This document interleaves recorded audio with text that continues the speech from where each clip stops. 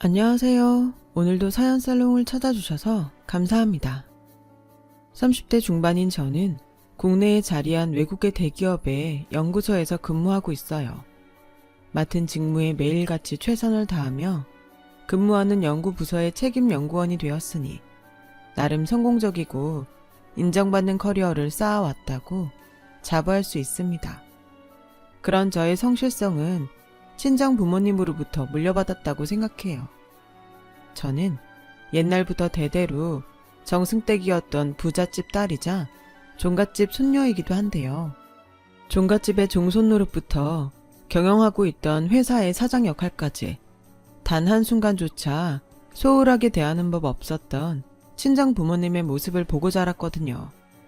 두 역할 모두 말처럼 쉽지만은 않은 역할인데도 말이에요. 이런 저에게는 운명과도 같은 일생일대의 라이벌이 하나 있었어요.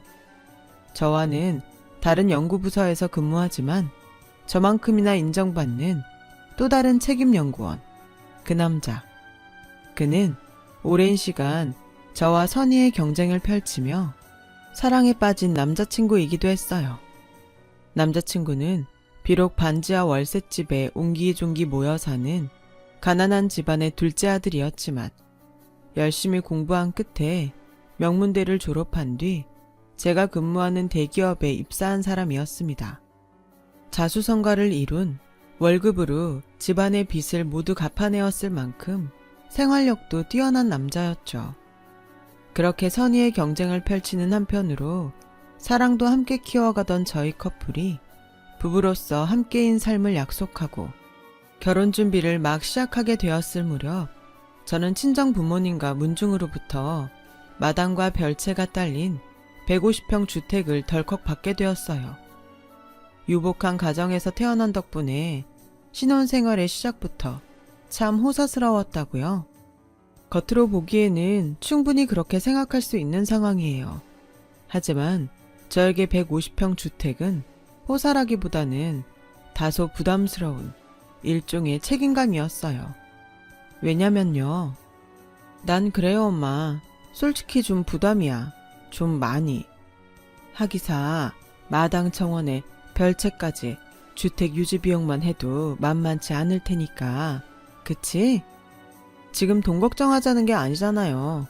유지비야 어차피 종친회에서 거의 대부분 케어해 주실 건데 뭐. 신혼부부 둘이서 살기에 너무 넓어서 그러는구나. 그 큰 집에 둘이서만 지내면 썰렁하고 괜히 그럴까 봐서 그런 걱정은 안 해도 된단다 얘. 어떻게 걱정을 안 해? 엄마 말대로 이거 그냥 신혼집 아니잖아요. 우리 문중의 서울 거점이라고 해야 하나? 아니면 숙소라고 해야 하나? 암튼 그런 개념이잖아요. 엄마랑 아빠가 평생 그렇게 살아왔던 것처럼 문중 사람들 서울에 볼 일이 있을 때면 하루 이틀씩 또 길게는 한 달씩도 머물다 가는 그런 거. 난 또 뭐라고 손님치를 걱정하는구나. 엄마, 왜? 아니야? 비슷한데 난 엄마랑 아빠가 그 역할을 왜 벌써부터 나한테 물려주려고 하는지 솔직히 그걸 걱정하는 거라고요. 종갓집 일가로서 당연히 해야 하는 일이니까 우리 딸이 언젠가는 물려받아야 하는. 뭐 그게 정 부담스럽고 싫다면야 엄마랑 아빠도 굳이 물려줄 생각은 없어. 어릴 적부터 생각은 하고 있었어. 부모가 평생 해왔던 일을 언젠가는 내가 물려받아야 하는구나 하면서 당연하게 생각하고 있었다고요. 근데 지금 내가 서운한 건 이건 너무 빠르잖아. 요즘은 100세 시대라는데 딸내미 시집 보냈다고 해서 뒷방으로 물러나 앉기에는 엄마랑 아빠는 아직 너무 젊고 나보다 훨씬 능력도 좋은 분들이고 그래서 서운해요. 내가 당연히 이어가야 하는 역할을 물려받는 게 부담이어서가 아니라 내가 엄마랑 아빠처럼 잘 해낼 수 있을까 싶어서. 그리고 엄마랑 아빠가 은퇴를 생각할 만큼씩이나 나이를 잡수셨구나 싶어서. 난 내 부모님만큼은 평생 검은 머리에 젊은 청춘일 줄 알았는데. 딸, 엄마는 우리 딸 믿어. 민지라면 엄마랑 아빠보다 훨씬 잘 해낼 수 있을 거야. 손님 치르는 일이야. 처음에는 서투를지 몰라도 좀 서투르면 어때? 우리가 틈틈이 보살피면서 도와줄 건데 부모가 세월이 지나면서 나이 들어간다는 속상함이야? 자식들이라면 한 번씩 다들 겪는 통과 의례기도 하고. 약속한 거다. 곁에서 앞으로도 많이 도와주기. 나이가 들어버린 바람에 기력이 쇠해서 물러나는 거라고 생각하지 말기. 그럼 나도 이 집 받을게요. 그래. 제가 받은 주택은 신혼집일 뿐만 아니라 문중 사람들을 위한 일종의 서울 숙소 개념이었죠. 그래서 별채가 딸려 있었고요. 문중 사람들이 서울이나 서울 근처에 일정이 있을 때면 잠시 머물러 가는 숙소요. 문중의 경조사나 면접, 그 외에 다양한 일에 대비하기 위해 마련한 숙소 말이에요. 그래서 저는 마당 딸린 주택과 그와 함께 손님 치를 일이 솔직히 부담이었어요. 다만 그 역할이 절대 싫어서는 아니었어요. 오히려 당연한 일이라 생각했고 그 일을 평생 도맡아왔던 친정 부모님만큼 잘 해낼 수 있을까 하는 걱정일 따름이었죠. 어느새 부쩍 나이를 잡수신 친정 부모님이 평생 도맡아왔던 문중의 일에서 손을 놓으면 갑자기 더 늙어버리지는 않을까 하는 걱정 또한 컸고요. 문중의 보살핌 덕분에 부족함 없이 잘할 수 있었던 제가 결혼해 새 가정까지 꾸리게 되었으니 그런 문중의 은혜를 갚기 위해서도 제가 물려받을 역할이었어요. 또 그동안 문중에서 나름의 역할에 최선을 다해 도맡아왔던 친정 부모님의 짐을 덜어주기 위한 생각이었고요. 예비신랑도 저의 생각에 흔쾌히 동의해 주더라고요. 그런데 예비시댁 식구들에게 그 집을 신혼집이라고 처음 소개시키던 날, 한평생 가난 속에서 살아왔던 예비시댁 식구들은 감탄을 금치 못했고 특히나 예비시모는 아주 노골적으로 표현했어요. 저희 친정이, 정확히는 친정 쪽 문중이 얼마나 재산이 많은 가문인지를 뒤늦게 깨달았다는 걸요. 제가 어떤 책임을 짊어졌는지는 안중에도 없이 말이에요. 어머나 집이 참 좋구나 얘. 방도 널찍널찍하니 채광도 좋고 마당에 정원까지 있어서 그런가? 공기도 남다르고. 어머 저 별채 봐. 우리 식구들은 곰팡이 반지하에 사는 처지라 비염이니 천식이니 달고 사는데. 다행이네요. 아범이 살게 될 집이 어머님 마음에 드는 것 같아서요. 들다 마다 너무너무너무 마음에 들어서 배가 아플 지경이지. 사돈이 땅을 사면 배가 아프다던데 그게 바로 이런 기분일까? 네? 친정이 이 정도 부잣집일 줄 알았으면 예물이니 예단이니 하다못해 인사비라도 조금 더 제대로 쳐서 받을 걸 그랬다. 아, 그냥 농담조로다가 흘려서 하는 얘기니까 너무 개의치는 말고. 정확히는 저희 집이 부자라기보다는 문중 재산이 많다고 해야 맞겠죠. 절대로 저희 친정 부모님이나 저의 개인 재산은 아니고요. 암튼 누가 연구소 연구원 아니랄까봐 가타부타 따지기는. 상견례 날 듣자 하니 사돈이 종손이라며. 그쵸? 그럼 그 돈이 다 네 돈이지 뭘. 외동딸 하나 있는 집안에서 재산이 물려 내려와 봤자 너 말고 또 어디로 가려고. 아, 이것도 농담조로다가 한마디 얹었을 뿐이니 너무 심각해지지는 말려무나. 사실 그때까지만 해도 저는 예비시모의 반응을 대수롭지 않게 여겼어요. 충분히 있을 수 있는 반응이라고 생각했거든요. 그 집을 본 순간 저 또한 그 큰 집의 위용에 많이 놀랐었으니까요. 진짜 문제는 그 주택을 예비시댁에게 소개시켜주고 며칠 뒤에 본격적으로 시작되었어요. 연구소를 찾아온 예비시모가 연구로 한창 바쁜 저를 불러내더라고요. 결혼 관련해서 저에게만 중요하게 할 이야기가 있다면서요. 지금 다시 돌아보면 그때 처음으로 무언가 쎄한 기분을 느꼈던 것 같아요. 결혼 관련해서 예비 며느리에게만 해야 하는 중요한 얘기가 대체 뭘까 싶었죠. 그리고 역시나 예비시모는 신혼집에 대한 아주 대단한 흑심을 품고 있더라고요. 너도 알다시피 내 시댁이 반지하 월세집이나 전전하는 신세잖니? 신세라뇨. 전 그렇게 생각하지 않아요. 어머님, 어려운 환경 속에서도 아범 하나 잘 키워냈으면 그것만으로도 충분히 훌륭한 삶을 사신 거잖아요. 그렇게 말해준다니 마음은 고마우면서도 네 신랑이야. 잘 배우고 잘난 처갓집 만나서 팔자 폈다지만 부모 마음이라는 게 그런 게 아니에요. 10손가락 깨물어 안 아픈 손가락 없다는 말이 괜히 있는 것도 아니고. 네? 내 자식이 어디 아범 한 명뿐이라디?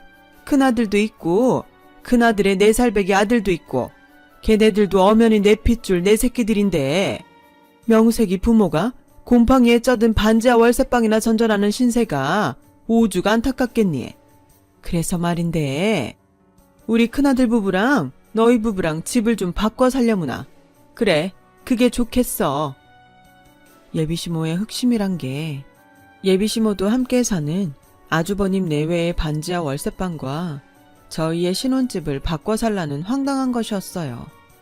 미처 일말의 예상조차 하지 못한 예비시모의 황당하고 갑작스런 요구에 저는 그만 벙쪄버리고야 말았고, 그런 제가 한참을 멍하니 대답하지 못하자 예비시모의 다그침이 이어졌어요. 너무 그렇게 뜨악한 표정만 짓고 있지 말고 대답을 해보렴. 지금 이게 무슨 상황인지 무슨 말인지 제대로 이해를 못하겠어서요. 이해 같은 건 필요 없어. 넌 그냥 그러겠다고만 대답하면 된단다. 아니, 뭘요? 아주버님 집이랑 저희 신혼집이랑 바꿔 살라는 얘기를요? 어머님이 지금 제 입장이라면 그러겠다는 대답이 입에서 나올 수 있을까요? 당연하지. 네?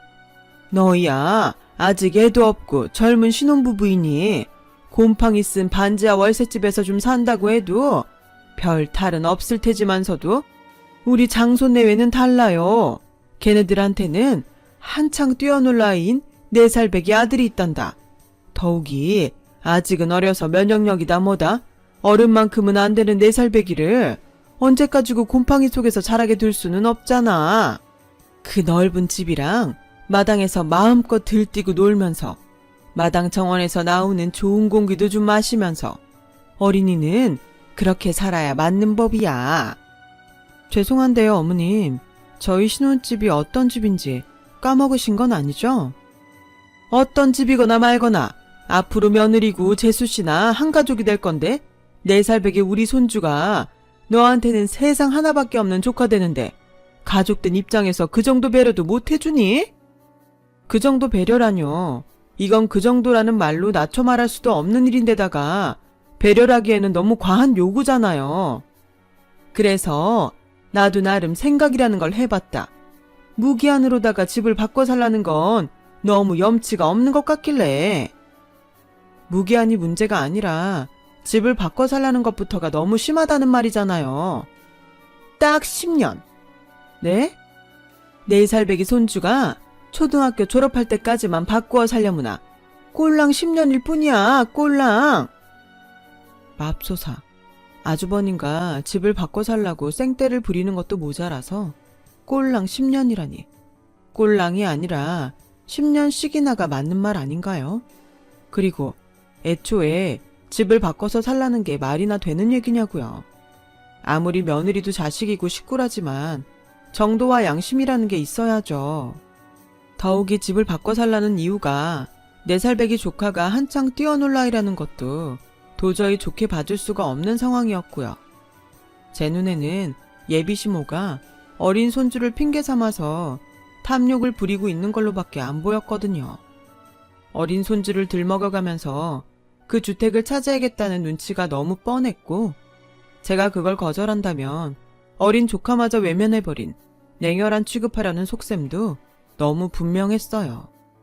어처구니 없는 예비시모의 강요에 시달리면서 제가 제일 답답했던 건 예비시모가 신혼집이 단지 신혼집일 뿐만 아니라 친정 쪽 문중의 서울 숙소와 같은 개념이라는 걸 뻔히 알고 있다는 사실이었어요.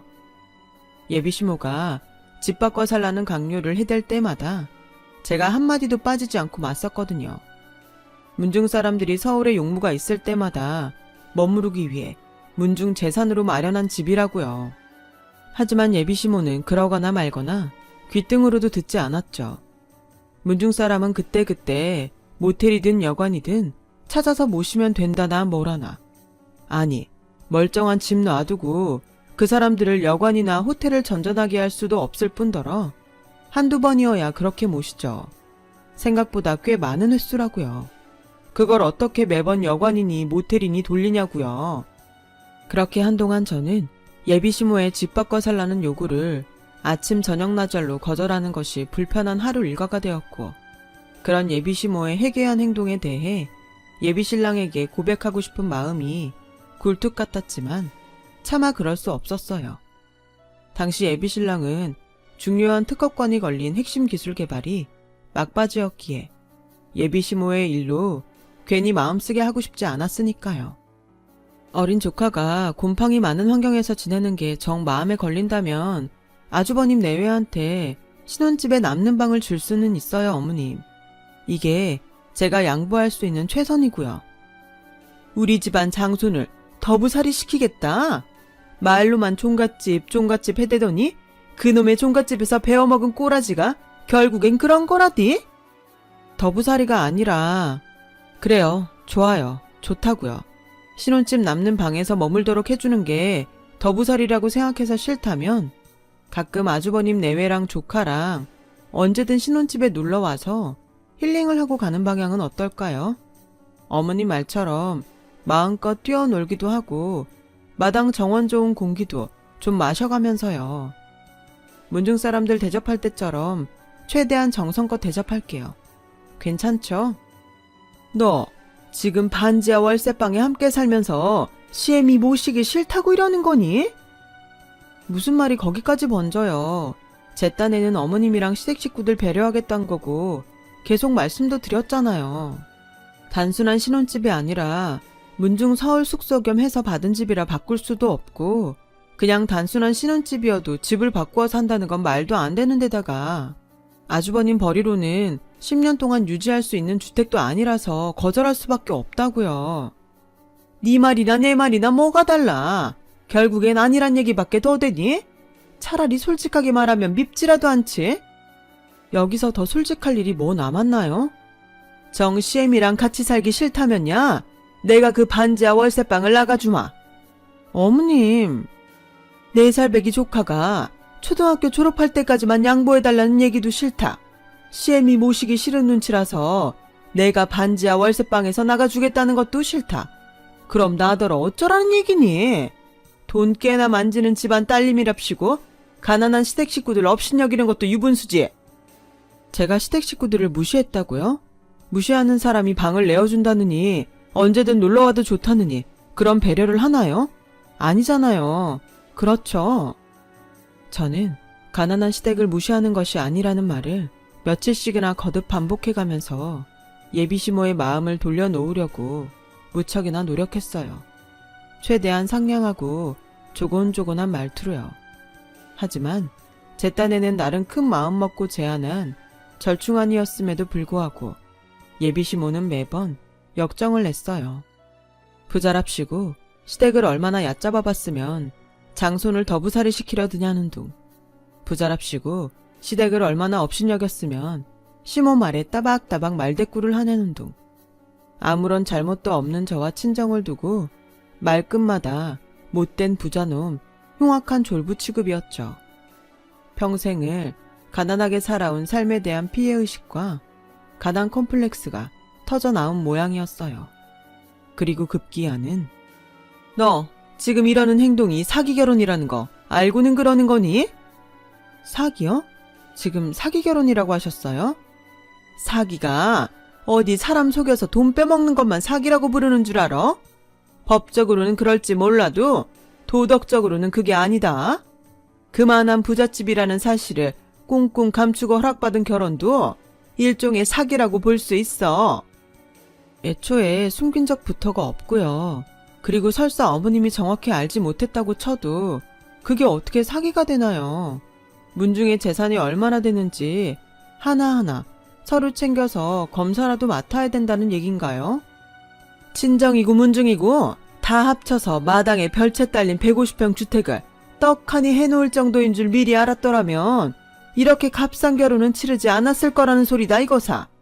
아무리 못해도 우리가 받을 예단에 인사비에 최소한 10배는 더 받았겠지. 내 말은 그것부터가 이미 우리가 손해보는 결혼이라는 소리야. 이제 좀 이해가 되냐? 그럼 신혼집 처음 소개시켜 드리던 날에 농담조로 흘리는 말이라면서 했던 얘기가 사실은 진심이었다는 거네요. 예단 인사비 제대로 쳐서 받을 걸 그랬다는 말부터 문중 재산은 언젠가 반드시 제가 물려받게 될 돈이라는 말까지 전부요? 왜 대답을 못하세요? 4살배기 조카 어쩌고 하면서 집을 바꿔 살라는 건 핑계에 불과했고 결국 어머님 목적은 돈이었던 거잖아요. 결혼 인질로 잡아두고 뭐라도 하나 더 많이 크게 받아가고 싶어서 아닌가요? 부정하지는 않으마. 그런 말을 어쩜 그렇게 당당하게 할 수 있어요? 네가 진작부터 내 뜻을 찰떡같이 알아먹었다면 이럴 일도 없었어. 넌 그래 CM이 입에서 끝끝내 돈 얘기가 직접 나와야 직성이 풀린다든? 어머님 뜻을 몰랐던 게 아니라 어머님이 이런 사람일 줄 몰랐던 거죠. 이런 사람인 줄 몰랐으니까 당연히 상상조차 할 수 없는 일이었고요. 왜? 언젠가는 내 아들 앞으로 돌아오게 될 유산들인데 그거 좀 미리 땡겨봤자는 게 그렇게 고깝더냐? 그게 왜 신랑 유산이 되는 건가요? 엄연히 저희 문중재산인데 원래가 안사람 돈이란 전부가 남편 돈과 다름없는 법이야. 실망이네요 많이. 실망이고 나발이고 똑똑히 들어. 가난한 시댁 무시한다는 소리 듣기 싫고 반지하 월세방이랑 바꿔 살기 싫다면? 싫다면요? 시댁한테 똑같이 마당 딸린 주택을 하나 사놓고 결혼을 하든가 아님 평생을 들볶이며 살던가. 그제서야 예비시모에 대한 퍼즐이 맞춰지더라고요. 집을 바꿔 살라는 요구는 그저 핑계에 불과했을 뿐 그 핑계로 저를 들들 볶아댄 다음에 지친 저와 친정으로부터 금전적 이득을 취하려고 했던 것이었어요. 일단 퍼즐이 맞춰지자 예비시모를 제대로 알게 되었고요. 처음에는 아무리 돈 욕심에 눈이 멀었기로서니 마당 딸린 집 한 채는 너무 과한 요구 아닌가 싶었던 물음표가 어쩌면 진짜 저 집을 원하는 게 아니라 그 집을 협상의 카드로 쓰려고 하는 거구나 하는 느낌표로 맺혔거든요.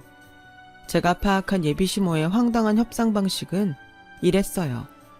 일단 집이라는 큰 조건을 걸어둔 뒤에 그 큰 조건의 부담을 느낀 저와 친정이 절충안을 제시하면 못 이기는 척 뭐라도 뜯어내려는 속셈일 터였죠. 이를테면 그 큰 집이 아닌 아파트를 제안하더라도 아니면 예단을 명품으로 쫙 깔아주겠다고 제안하거나 하다못해 외제차라도 한 대 뽑아주겠다고 제안하더라도 예비시모는 저희의 사정을 감안해 어쩔 수 없이 제안을 받아들이는 척 생색은 생색대로 내가면서 챙길 건 또 다 챙겨갈 생각임이 분명했어요. 역시나 예비시모는 마당 딸린 집으로 어거지를 쓴 이후로 한동안 며칠을 새 예물과 새 예단을 알아보았다며 사진을 보내고는 하더라고요. 결혼을 빌미로 금전적 이득을 단단히 취하려는 도둑놈 심보를 마침내 고스란히 드러낸 거죠. 상황이 그렇게 되자 저는 예비시모의 흑심을 혼자서는 감당할 수 없기에 이르렀고 마침 특허권이 걸린 핵심 기술 개발에 성공하고 결혼식도 올릴 겸 해서 한동안 휴가를 받은 예비신랑에게 모든 사실을 고백하며 부탁했어요. 예비시댁에게 마지막 갱생의 기회를 주겠다는 차원에서 예비시모가 돈 욕심에 빠져 있으니 당신이 한번 말려달라는 부탁이었어요. 그러자 분노한 예비신랑은 대번에 예비시모를 찾아갔고 두 마디 안 해요. 처가댁에서 10원 한 장이라도 뜯어낼 생각 하기만 해. 누가 그러디? 네 처가 그러디? 내가 돈 욕심 때문에 몹쓸 짓이나 하고 다니는 속물이라고? 속물이니 뭐니 그런 얘기 한 적 없어요. 그냥 우리 식구들한테 마지막 기회를 주고 싶다고 부탁했을 뿐이지. 그래서 끝끝내 피 한 방울 안 섞인 마누라 편을 들겠다? 널 낳아준 엄마를 저버리고? 마누라 편을 들자는 게 아니라 사람답게 살자는 거야. 넌 지금 우리 식구 꼬라지가 사람답게 사는 걸로 보이니? 허구 헛날 곰팡이나 쓸어있는 반지하 월세방만 전전하는 우리 처지가? 그게 지금 자식 새끼 입에서 나올 얘기냐고. 유감인데 엄마, 난 자식으로 할 만큼 다 했어요. 형이 주식한답시고 여기저기 빌려다 쓴 돈, 그 생빚 내가 열심히 일해서 번 돈으로 다 갚아줬고, 실직자인 형이 손 벌릴 때마다 생활비니 조카 교육비니 그것도 내 월급에서 가져다 썼잖아 그동안. 그게 모자라요? 아직도 부족해? 내가 뭘 더 어떻게 해야 그놈의 의존심이 사라지는 건데. 엄마랑 형은 스스로 가난을 극복할 생각 같은 건 없냐고요. 두 마디 안 한다고 했죠? 다시는 엄마하고 이런 얘기할 기회 없을 거야. 그땐 엄마도 나도 진짜 끝장나는 거니까. 끝장? 무슨 끝장? 엄마랑 안 보고 살겠다는 끝장? 엄마가 한 번만 더 돈 바라고 그 사람 괴롭히면 나 이 결혼 안 해. 그 사람한테 미안해서라도 못해. 자식 아낄 막은 부모가 그 자식과 세상으로부터 어떤 원망을 받으면서 살게 될지는 굳이 내 입으로 말 안 해요. 그날 예비 시모에게 쏘아붙이는 예비 신랑의 모습은 제가 본 처음으로 분노가 한껏 담겨 있었고, 덕분에 예비 시모가 잠잠해지면서 돈 욕심으로 인한 일련의 사건들은 일단락 되는 것만 같았어요. 얼마 뒤 신혼여행을 마치고 신혼집으로 돌아온 저희 부부는 경악하고야 말았어요. 시댁 식구들이 신혼집에 눌러 앉아 살고 있었거든요. 안방은 시모차지, 사방이 4살배기 조카의 장난감이니 낙서니 하는 것들로 아주 난장판이었죠. 아주버님은 왔으면 술상부터 내오라며 벌써부터 시집살이를 시전하려고 들지를 않나. 불려씨 형님은 아주버님 옆에 착 달라붙어 나는 생과일 주스 외치지를 않나. 시댁 돈 한 푼 없이 오직 친정 부모님과 문중의 재산으로 마련한 신혼집과 혼수들 전부 자신들이 주인들이라는 행세를 부려댔죠. 경악한 저희 부부가 대체 이게 무슨 짓이냐고 따지거나 말거나 예비 시모는 뻔뻔하게 되려 어깃장을 부렸어요. 집을 못 해주겠다면 시댁 식구들을 만족시킬 만한 뭐라도 하나씩 쥐어주어야 신혼집을 비워주겠다면서요. 심지어 집 주인인 저희 부부에게 아예 별채에서 지내던가 아니면 자기들 살던 집으로 가서 곰팡이랑 함께 뒹굴면서 살라며 삐대기까지 했죠. 그리고 바로 그때 마침 걸려온 친정 엄마의 전화를 받은 저는 더 정신이 아득해지고야 말았어요. 왜냐면 미안한데요 엄마, 나중에 전화하면 안 될까? 나 지금 정신이 너무 없어요. 정신없기는 나도 마찬가지다 얘. 아무리 시댁 식구들이고 김서방 부모님이어도 그렇지 그 집을 함부로 내주고 그러면서 사돈들 하는 행동이 딱 자기들이 집주인이라는 행세가 따로 없더만은. 제가 설마 하는 생각으로 가슴 조마조마하게 듣는 사이 친정 엄마의 꾸중이 이어졌어요.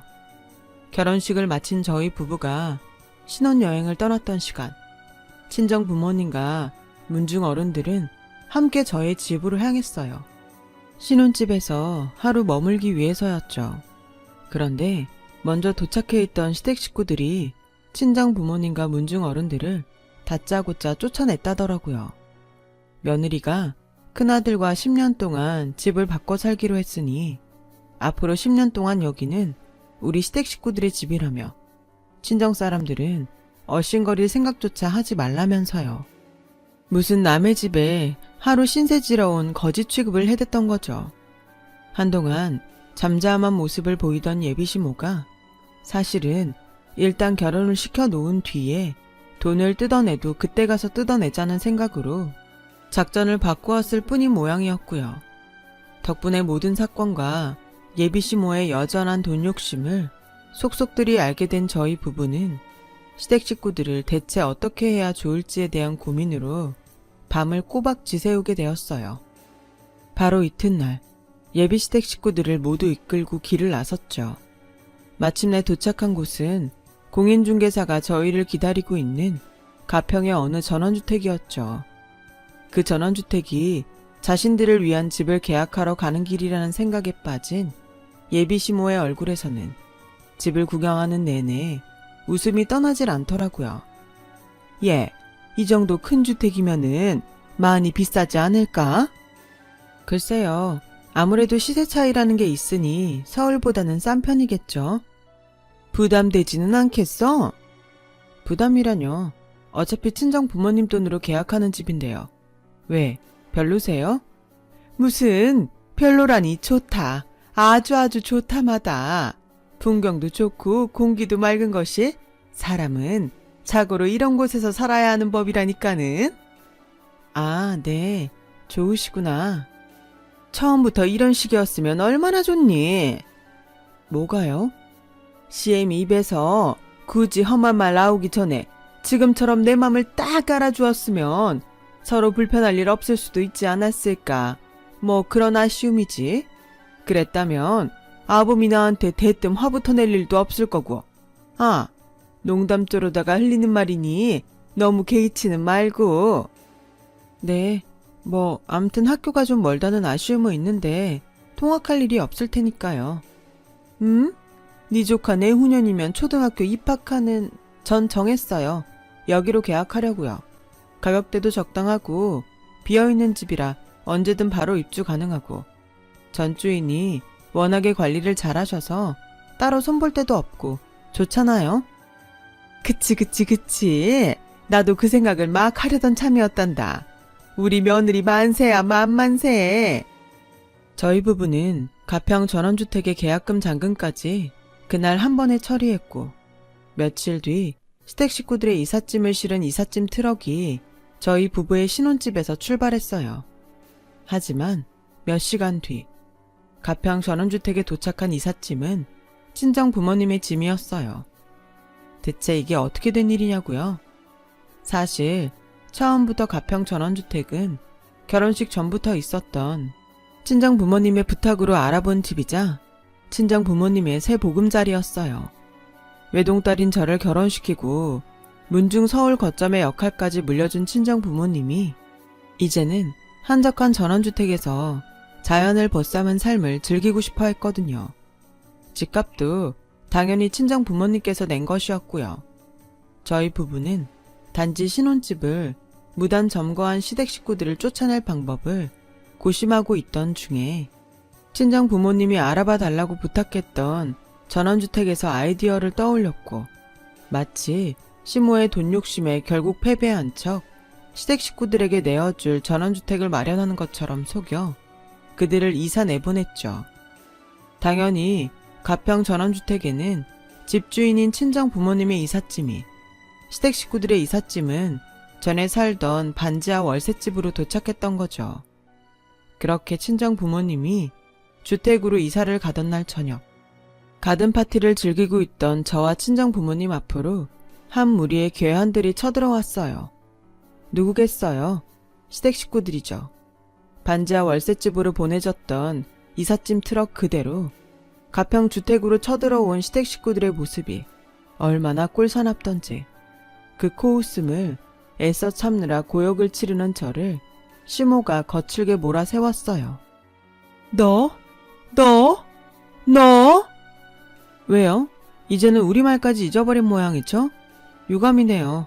그래가지고 한마디나 제대로 따질 수 있을까 모르겠네. 이게 우리 식구들이 이딴 식으로 내쫓김 당하고 가만히 있을 것 같아? 가만히 안 있으면요. 아, 우리 신혼집으로 들어가시게요. 맘대로 해보던가요. 오늘은 이삿짐 곱게 싸서 보내줬지만 다음엔 경찰차 타고 쫓겨나는 수가 있으니까. 뭐? 경찰? 꼴에 유세 떨기는? 국민 세금으로 국민의 재산과 안전을 수호하는 국가기관이 언제부터 부자들 돈놀이였나요? 아니 그 전에 입만 열었다 하면 부자가 어쩌니 저쩌니 죄인 취급하는데 그거 괜한 가난 콤플렉스인 건 아나요? 세상에는 물론 나쁜 부자들도 있지만 우리처럼 선량한 사람들도 있다는 거 진짜 모르겠어요? 선량해? 감히 시댁 식구들을 이삿짐 싸서 보내버린 년이 선량? 네, 전 그 정도면 무척이나 선량하게 대접했다고 생각하는데 우리가 당신들한테 겪은 일에 비해서 끝까지 입만 살아가지고 아주 주둥이 닫고 잘 들어 이거사.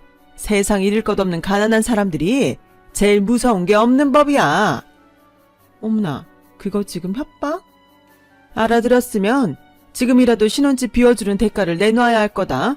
잃을 것 없는 사람이 얼마나 무서운지를 똑똑히 가르쳐주기 전에. 전제부터가 틀렸잖아. 세상에 나쁜 부자만 존재하지 않는 것처럼 가난하다고 당신들처럼 다 못된 사람들은 아니야. 오히려 성실하고 정직하게 노력해서 가난을 극복하는 사람들이 훨씬 많지. 그리고 잘 생각해보세요. 마당에 별채까지 달린 150평 주택을 마련할 정도의 가문에 이만한 전원주택을 마련할 만한 친정 부모님 능력에 문중에 경찰, 검사, 판사, 변호사 몇 없을 것 같아요? 지인 중에는 없고?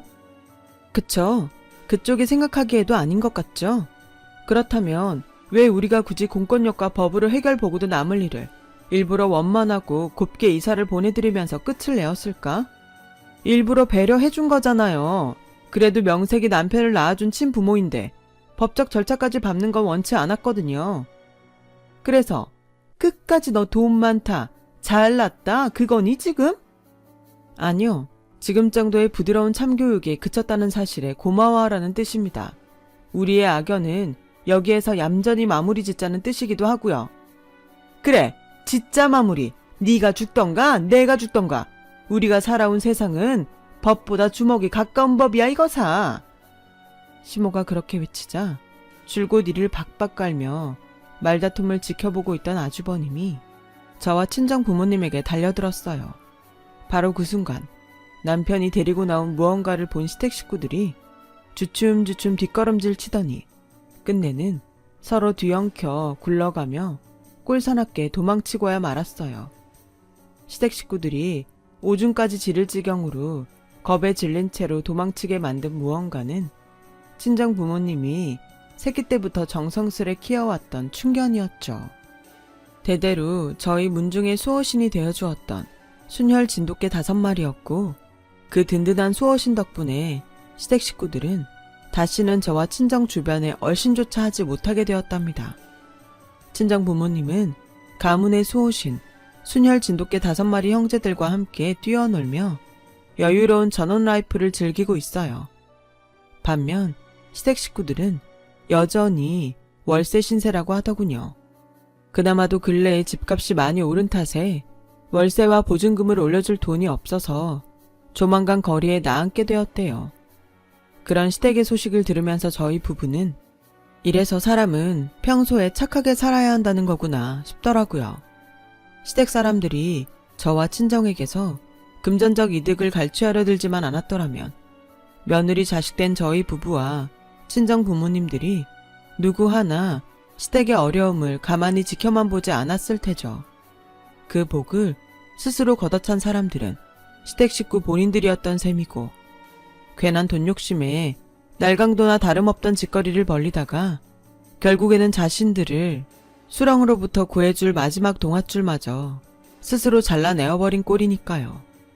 앞으로도 남의 것을 너무 탐하지 말고 어려운 사람들 잘 도우며 좋은 사람으로 살아야겠어요. 그렇게 살다 보면 앞으로 태어날 아이도 잘 보고 배우면서 자라가겠죠.